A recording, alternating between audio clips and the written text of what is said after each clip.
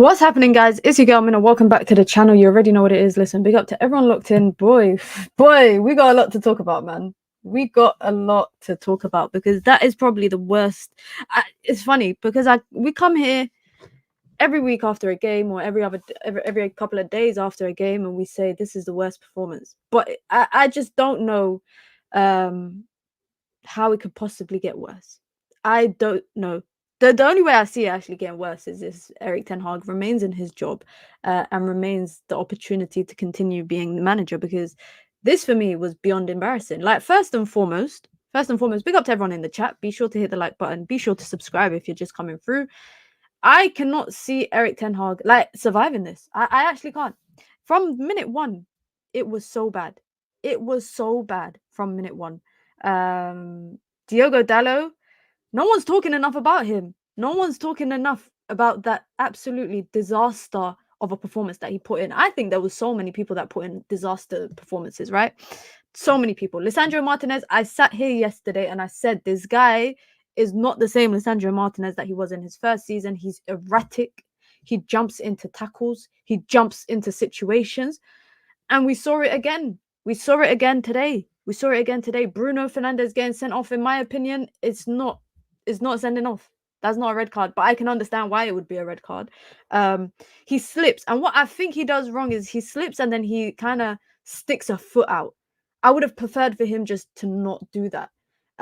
It looks like a bad challenge on the eye at the first time, but I feel like when you watch it again, you realize it's not as bad as it looked the first time. But him getting sent off in that kind of game, I'm just like, you're a captain. Think like a captain. You should know not to fly into a tackle like that. You should know.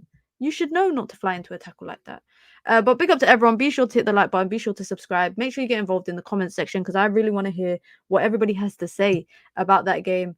Another manager coming to Old Trafford, walking away with 3 points and a clean sheet. I think I saw a stat during the game that said it was the third 3-0 defeat in a row at home for Manchester United under Erik ten Hag. The last time we played at home in the league was against Liverpool, if you lot remember. That was the last time we played in the league, and that was a 3-0 defeat. I felt like today it could have been more than 3. It could have been more than 3. Onana had some big moments of saves. But I don't know where to start, guys. I really don't know where to start. But we'll do the right thing, and we'll start with the first goal, and we'll just kind of progress through the game. We'll start with the first goal, and we'll just kind of progress through the game. Because this is not good for me. This is the goal, obviously, that United concede. Look at Diogo Dalot here. If you go back and watch the clip, before Diogo Dalot even kind of gets back, before Brennan Johnson even gets the ball at his feet, Diogo Dalot has already conceded defeat. He was walking back. He was walking back. You're telling me 3 minutes into a game and you are tracking back walking. Marcus Rashford has been vilified for this, right? Garnacho has been dragged for this. I don't know how Diogo Dalot gets away with being able to do something like this. This is absolutely disgraceful. But before we even get to that particular moment, let's talk about this. Mickey van der Ven picks up the ball in his own half, right? He actually, before this passage of play, if I had taken a screenshot just before this, he was over here in line with Romero. He had time to step out and look. Nobody goes to him. Now, I'm not going to lie. In my opinion, I'm not a professional footballer. I'm not a professional coach. But my logic is telling me that this man here should come here. He should come and close off that space. But he doesn't. And what do they let him do? They let him run into acres of space, and not even just run into acres of space. They don't even bring him down. Look at that, guys. Look at that. You got 4 guys around you. Bruno gave up, right? Bruno gave up trying to go after him. Ugarte, my God. I mean, I said I wanted Zubimendi over Ugarte, but oh my God, is he bad on the ball? Oh my God, is he bad flying into tackles? And I'm gonna cut him a little bit of slack. Because the reason why I'm gonna cut him a bit of slack is because this is his first start. And I said this yesterday. If you lot remember, if you lot were watching the preview stream yesterday, I said Erik ten Hag will throw Ugarte in to the he's gonna say that Ugarte is not ready to play in the Prem, and then he's gonna throw him in as a starter as in this game. That is, for me, I literally predicted it. I predicted it. And yes, we can have our conversations about Ugarte, but I'm sorry, if the manager has persisted, persisted, with Erik ten Hag has persisted with this notion that Ugarte is not ready. Do not throw him into this game. I'm not being funny. Don't throw him into this game. Today he dropped a stinker. Like, poor guy. I actually felt sorry for him at one point. But you look at this here, right? You've got a right back, you've got a centre back, and you've got a DM, all within a triangle space of Van der Ven. All he had to do is that little FIFA trick, you know, where you just flick the ball forward and chase it down. That's all he had to do. And the worst thing is, guys, look where Diogo Dalot is. Diogo Dalot is all the way over here. He's in line, or relatively in line, with Brennan Johnson. He's not that far away from him. Tell me how Brennan Johnson ended up so ahead of him is ridiculous. It's actually really bad. Like, I think seeing this back has just triggered me a lot more. It's triggered me a lot more because I think that set the tone. You're telling me 2.5 minutes in the game and teams already know how to exploit. The opponent knows how to exploit you. And this is where it gets actually even worse because, again, the game progressed. I think Kobbie Mainoo coming off injured. I really hope he's okay. I really hope Kobbie Mainoo is okay, right? Because an injury to Kobbie, I feel like, was on the horizon because of the sheer number of games that he's been playing, right? But this is where, for me, the game changed. This is the moment I think Man United stood no chance getting back into the game. And the reason why I say that is because Bruno gets sent off for what? We could debate if it's a red or not. Right? But Erik ten Hag decided to continue with a man-to-man press despite being a man down. Logically speaking, yeah? How can you play a man-to-man press when you have one less player on the pitch than the opponent? You are chasing shadows the entire game. And that's what Manchester United looked like in their press. They looked very disjointed. At no point did Manchester United have a convincing press. At no point was I convinced in whatever tactic it was that Erik ten Hag set the team up to do. In my opinion, for me, Bruno Fernandes let the team down by getting himself sent off. But equally saying that, would it have made a difference if he got sent off or not? I don't think so. Because I didn't think at any point Bruno Fernandes was going to turn around and grab the game by the scruff of the neck. I did not see that happening. But for me, it further proves that Erik ten Hag's system is an intense system that's not made for the Premier League. And the fact that he cannot adapt that in game, I mean, you've got one plan. Say you've got your main plan is to have a man-to-man press out of possession. You've now gone a man down, and you think that plan A is still the right way to go, despite the fact that the outcome of the game has changed and the situation in the game has changed. For me, that's delusion. And for me, that is poor management. We have to call it what it is. It is very poor management, in my honest opinion. Today, it wasn't about individual players. It's simply the fact that players' errors and players' inabilities are highlighted a lot more in Erik ten Hag's system. And that is the biggest problem for me.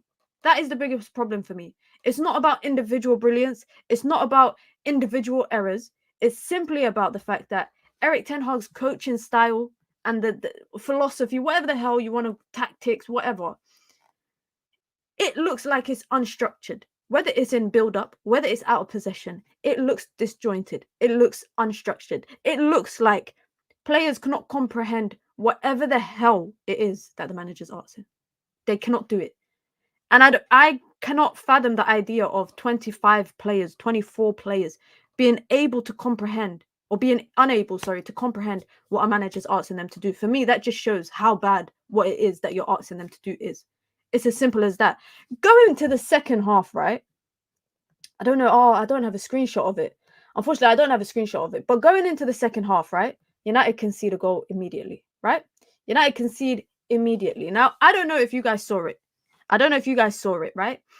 Garnacho gets the ball. Diogo Dalot was playing left wing. Left wing. Yeah? Garnacho loses the ball. Casemiro gets done. He gets done in a physical battle. It wasn't even, I can't even call it a physical battle against Johnson. And Lisandro Martinez has two guys chasing down on the right-hand side and decides to fly half-hearted into a tackle. Lisandro Martinez, the guy who got the captain armband, yeah, after Bruno got sent off, thought that the right thing for him to do, with two guys chasing down on the right-hand side with no Diogo Dalot in sight, no cover in sight, he thought the right thing to do was to fly in to a half-hearted challenge. And for me, that just shows how bad this system is. It's really bad. This system is really, really bad. For me, I've said this time and time again, guys. I've said that. Let me breathe. Let me see what you lot are saying. Let me see what you guys are saying in the chat. Straight red, no arguments. Why is he trying to stop the play after slip and the ball is gone?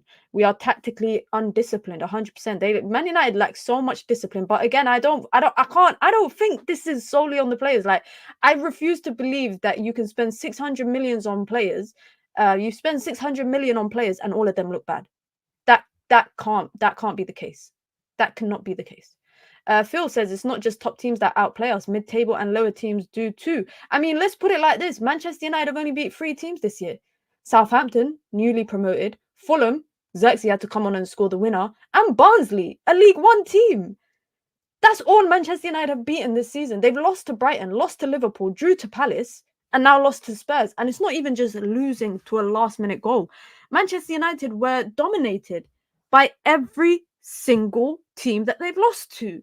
They've been like, there's no game that Manchester United has lost thus far where Manchester United have competed. Do you guys understand what I'm saying? There's no, like, I wouldn't be mad if Manchester United play a game or play in a game, where they are competing for 90 minutes. I don't think a lot of people would be mad about that.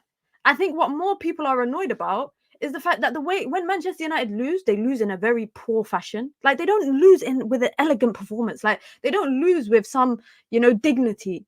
They lose with absolutely embarrassment. And for me, that is really bad. And then when they win games, they don't win it convincingly. But sorry, let me just get through some of the comments as well. I want to see what you guys have to say.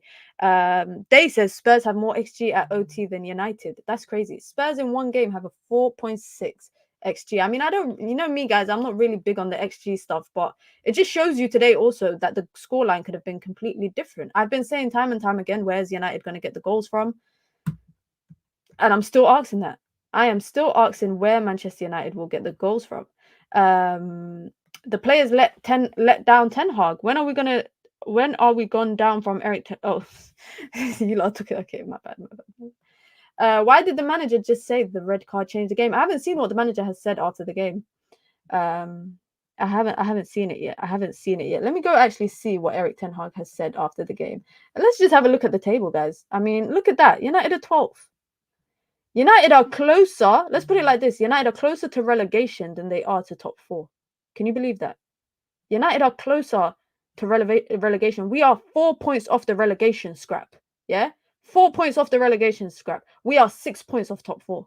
And I understand it's still early stages. I mean, I'm saying it's early stages, yes, but it's still an embarrassment.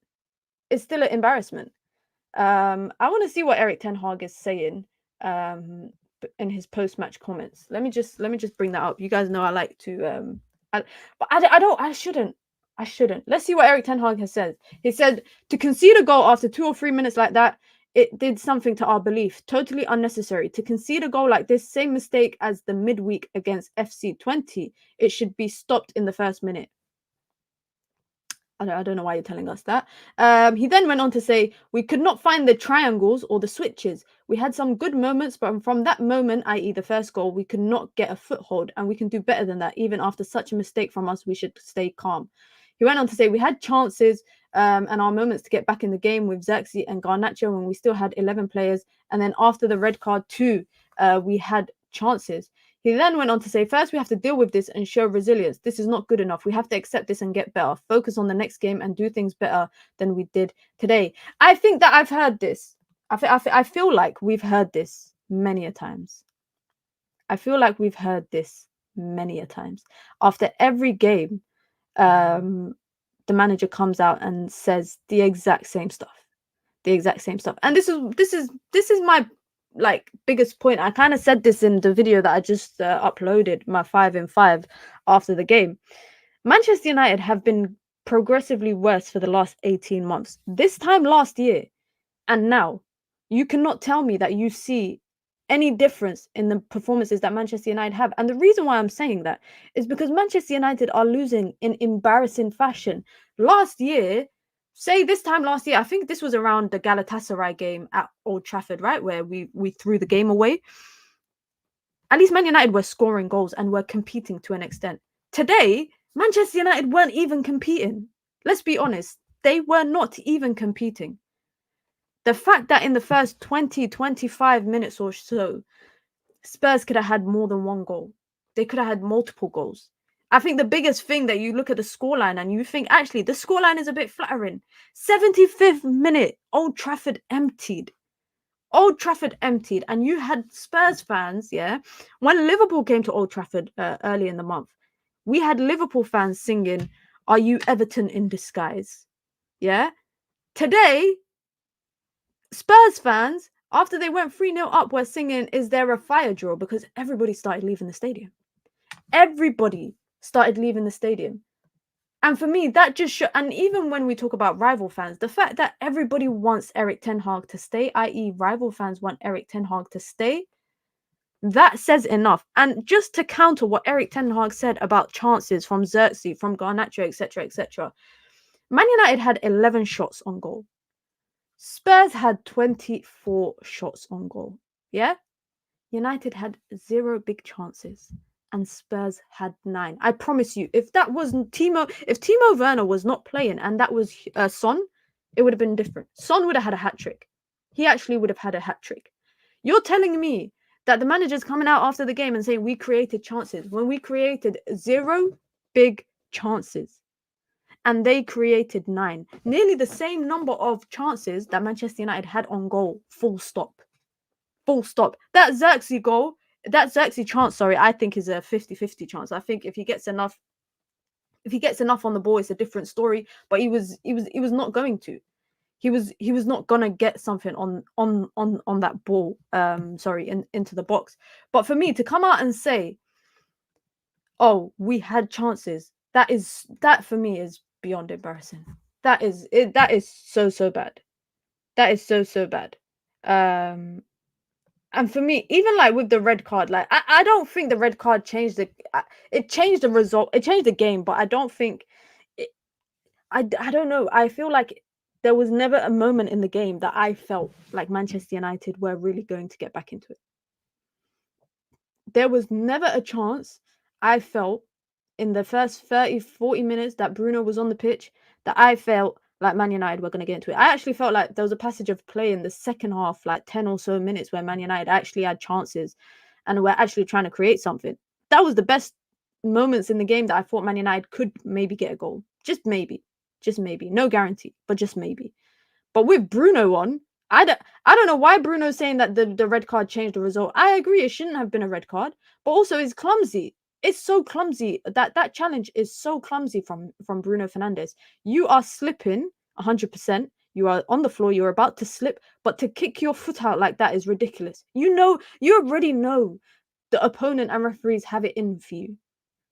You already know opponents and whatnot have it in for you. So for you to go and do that, for me, is just is just poor. It's just poor. Let me see what you guys are saying. The worst thing is, right, do you guys feel like Ineos will come out and part ways with him?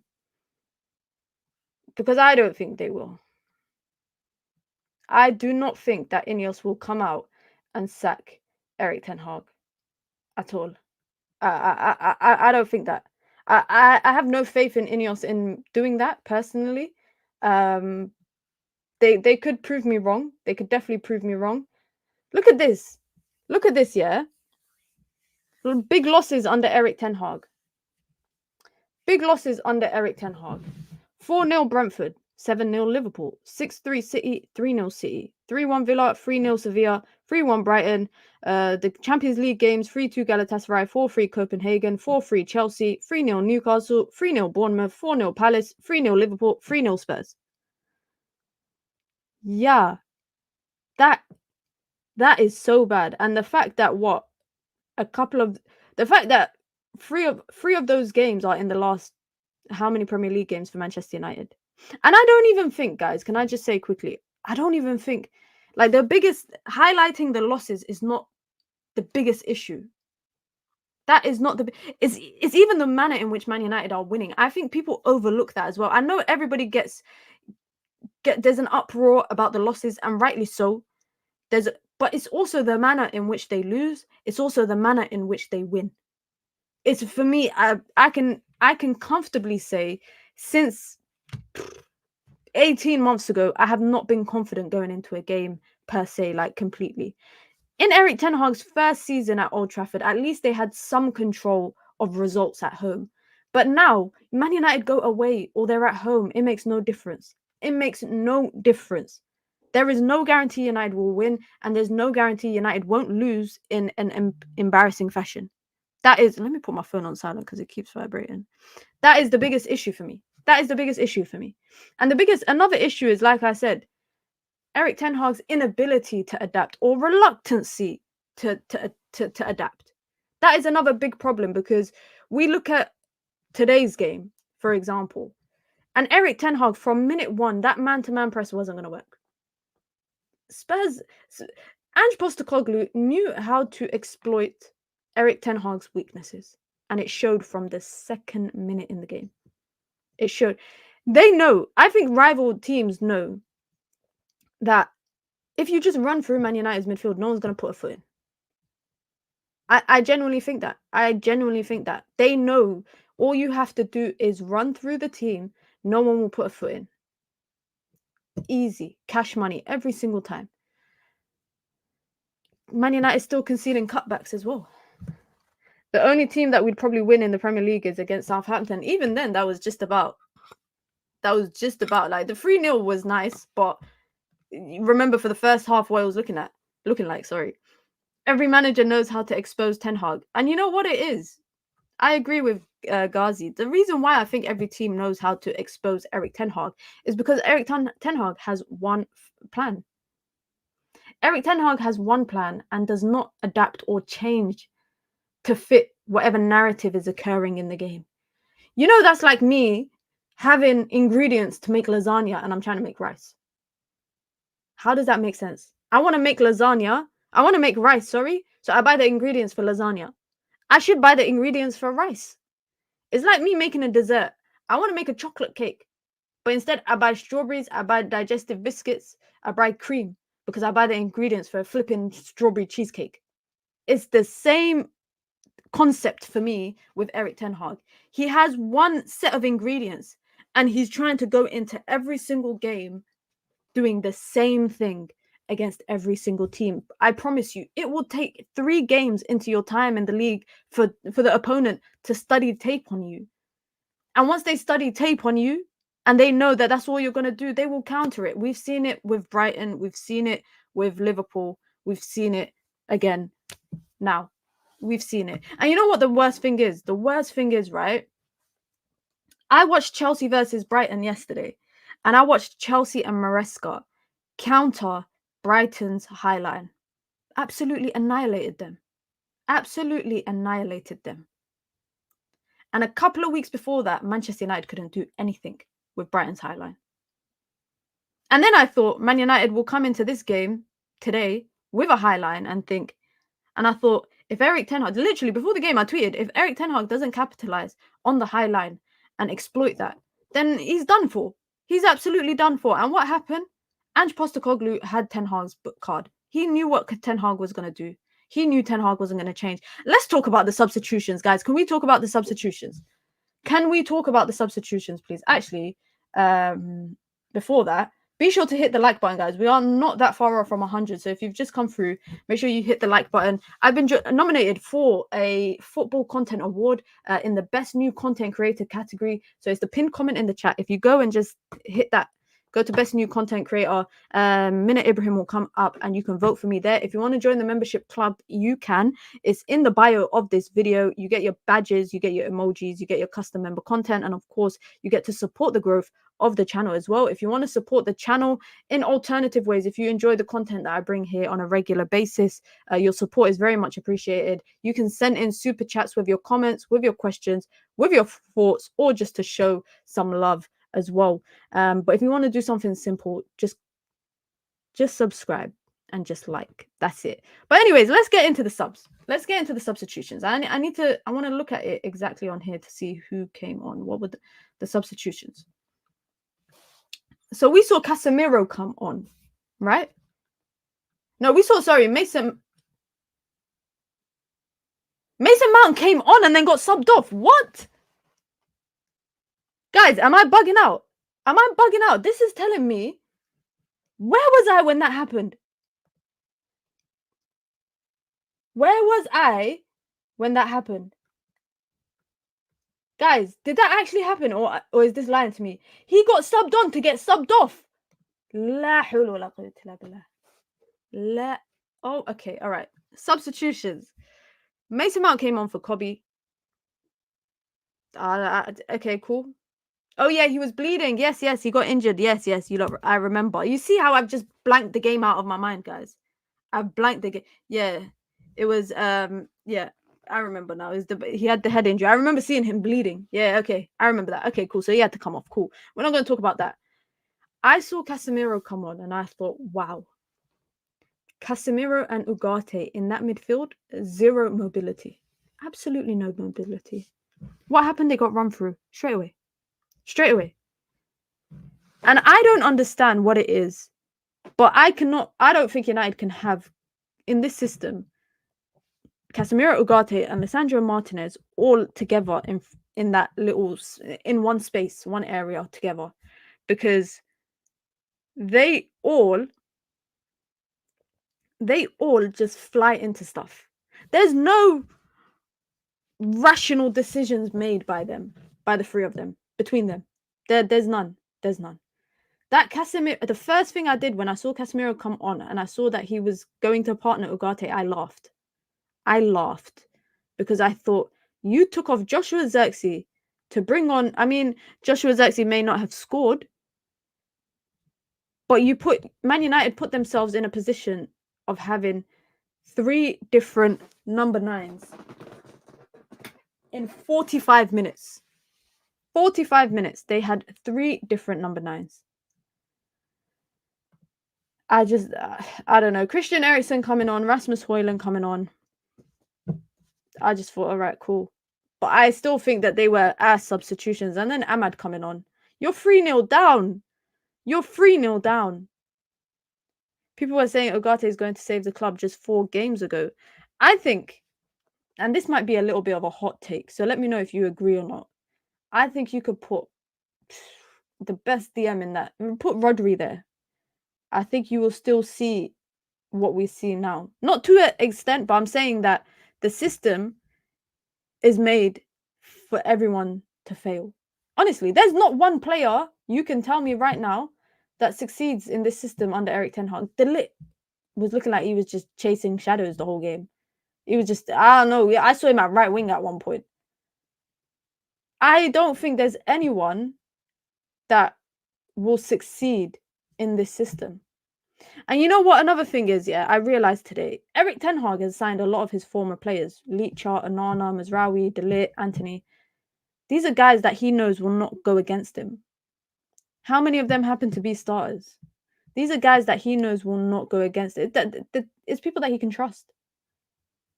It's people that he can trust.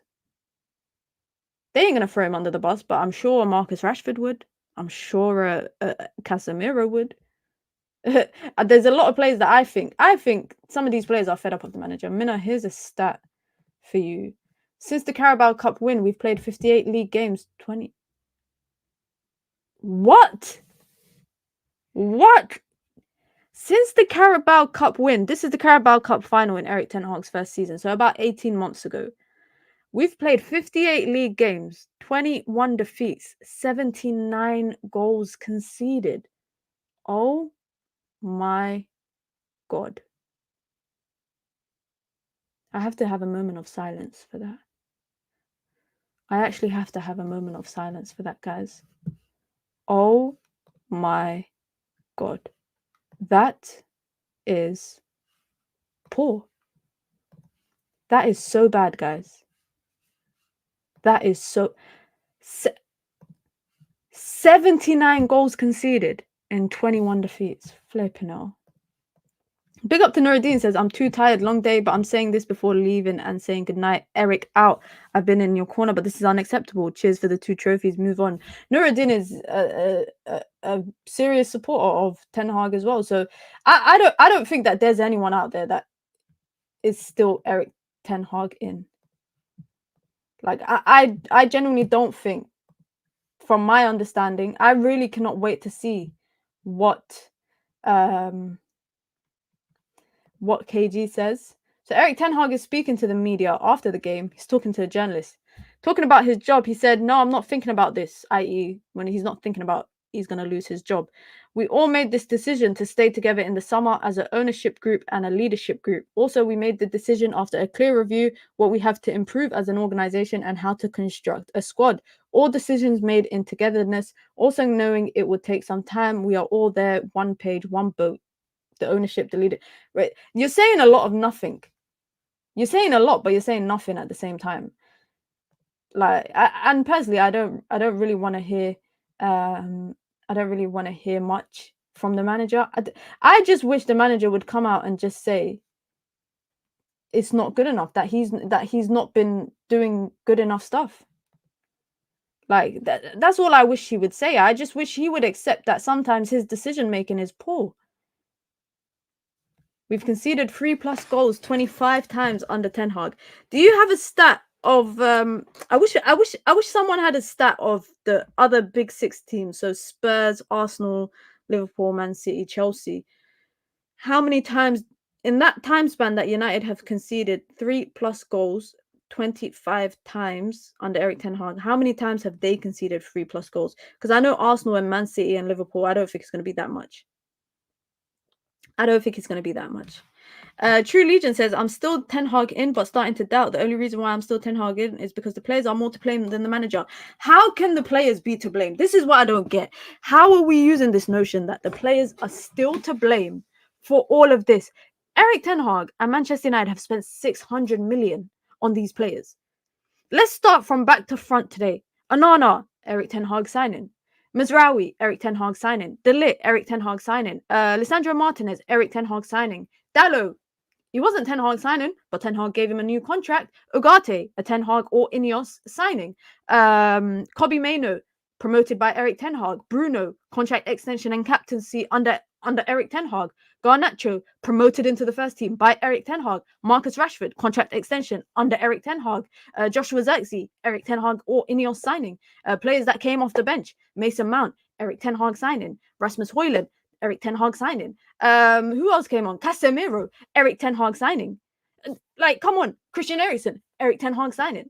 This notion, right, that it's all on the players and it's not on the managers is, for me, that's just a cop-out. That's just a cop-out every single time. I said this time and time again, if this many players look poor trying to implement your philosophy or your style, then there's something wrong with the way that you are trying to play football. If it's one person that can't play in the system, right? Okay, cool. If it's 2 players that can't play in the system, okay, cool. But you're telling me it's every single player that cannot play in the system. That's not feasible. That's not realistic. There is no way that 25 men or 25 players in this context are all unable to play the way that the manager wants. I'm sorry, I'm not buying that. I'm not buying it. These are professional footballers. So if they look bad, game in, game out, it's not purely on them. It's not purely on them. And that's why I feel like the manager gets a get out of jail free card. He gets a get out of jail free card every single time. You spent 100 million on Anthony, and even you don't trust him to play him. Even you don't want to play him. Eric Ten Hag, for me, is, I don't care if he could be a nice guy and everything, but just footballing side, footballing, I guess football discussions and criticism, that I have for Eric Ten Hag is his style of play, it's the persistence in the way that he wants to play, the lack of accountability is another thing for me, and the fact that Eric Ten Hag thinks that trophies cover up everything that is wrong with the team right now. Timo Werner cooked us. Listen, Timo Werner, I know Spurs fans don't rate him, yeah? But if that was Son today that had the chances that Werner had, it would be 6-0. And we would be sitting here having a meltdown. Everywhere you go, Man United fans would be having a meltdown. If that was Son. If that was Son instead of Werner. The system is not it. We've tried it for 3 seasons. At some point towards the end of the season, halfway through, we abandon it every single time. Big up to Julian, says, before we said that these players are to blame, we said those are players from 5 different managers. The tactics he's using are just poor. What other manager makes his midfield look so fragile? Big up to Z, says, Ten Hag has to be sacked. Eric Ten Hag will stay as the club are sticking with him. The players are so inconsistent and Mason Mount will be cursed. A part of me thinks that they won't stick with him. I'll be very honest. But then a part of me thinks maybe they can't afford to get rid of him. All I know is that he was not their guy that they wanted to have. But it was all circumstances that led to him staying at Manchester United. It was all circumstances that led to him staying at Manchester United. I think any other kind of situation where Manchester United financially maybe could afford to get rid of him, I think they would have. Now Man United got another game. They got another. I can't watch them again. I actually can't watch them again. I can't. Eric Ten Hag again after the game says, it was clear we started the game very poor. After we conceded a goal like we did, back post tap in, that was our game plan. We should protect that area. We knew their strengths. Then we were very stressful in the game. We didn't find spare man in the switch, couldn't keep the ball, not aggressive enough in third man actions. We didn't get the press right. First 30 minutes were no good, but we were still alive with chances. Then you can always come back. Listen, Eric Ten Hag. At no point was Manchester United in a situation to come back. We didn't get the press right. Weren't aggressive enough in third man actions. This is the Marcel playbook. I swear to God, this is actually the Marcel playbook. We didn't find the spare man in the switch. First 30 minutes were no good. We couldn't get the press right. So if I was a journalist, I would then ask him, okay, so if you couldn't get the press right, and the first 30 minutes you were not good, why is it when Bruno got sent off, you continued with a man-to-man press with one less player on the pitch? You are lacking a player, and you thought, okay, let me continue with a man-to-man press. It does not make sense. Honestly, I don't get it. I don't get it. And then you're saying this kind of stuff as if you're not the person in the position to change it. Guys, I don't know, man. I don't know, man. I don't know. Let me see what you lot are saying. Buzzwords like progress, process, bounce back, get my blood hot. Yeah, there's lots of buzzwords. Bro said we couldn't hold the ball, but he put his technical players on the bench so he could vibe, and inshallah. I mean, you're complaining about the lack of possession or the inability to keep possession, and you got your most technical players on the bench. It's true. It is absolutely true. You guys are stressing about Villa. We got Porto midweek. So we need to walk before we can run. We have to walk before we can run. For me, I still cannot, honestly, guys, I cannot get over Bruno, not Bruno, sorry, Diogo Dalot. I cannot get over Diogo Dalot's performance today. That was so disgraceful. I need to find a clip. I actually need to find a clip because that was so disgraceful. Mina, we've scored 1 league goal at home this season. No, oh my God, we have. Oh my God. This guy for me was so bad today. I actually could go as far to say he might have been the worst player on the pitch. He might have been Man United's worst player on the pitch today. A lot of them errors, some of them goals came from him. They came from his errors. Guys, we've scored 1 goal at home. What the hell? 1 goal. Nah, we've scored 1 goal at home. Do you know how embarrassing that is? How many goals have we scored this season, guys? We've scored 1 against Fulham, 1 against... We scored 5 goals. We scored 5 goals this season. Let's go and see who's got more goals than United in the league right now. Let's have a look. All right, what's our goal difference? -3. Fucking hell. Excuse my language. And Mbeumo has 5. Cole Palmer had 4 yesterday. I think he's on 6 now. Haaland got 10. Haaland got double the amount of goals that Man United got. Let's see. Cole Palmer got 6. Luis Diaz got 5. Duran got 4. Mohamed Salah got 4. Nicholas Jackson got 4. Ollie Watkins got 4.